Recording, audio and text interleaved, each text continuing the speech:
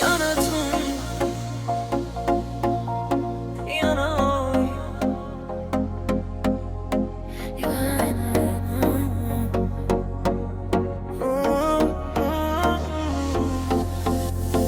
yana tun, yana oy, yuragim seni o'ylaydi.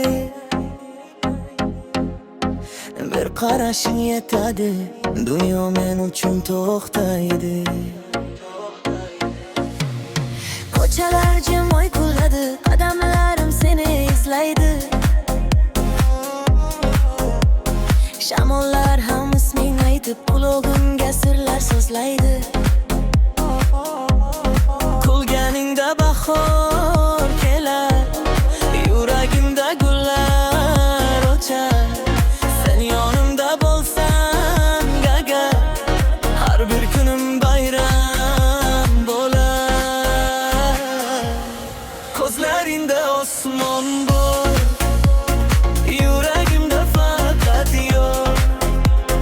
Qo'llarimni tutgin mahkam, sevgi bizga bo'lsin makon. Ko'zlaringda osmon bor, yuragimda faqat yor. Birga bo'lsak baxtiyor, sen va men muhabbat bor.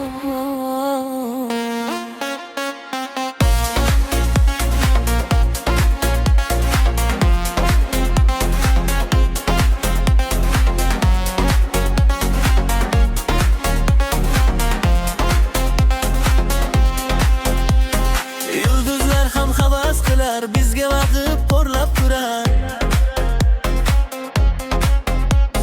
Sen bilan har bir lahza eng go'zal xotira bo'lar. Vaqt o'tar u faslar almash, lekin sevgim hech kamaymas. Qalbimdagi eng chiroyli orzularim sen bilan yashar.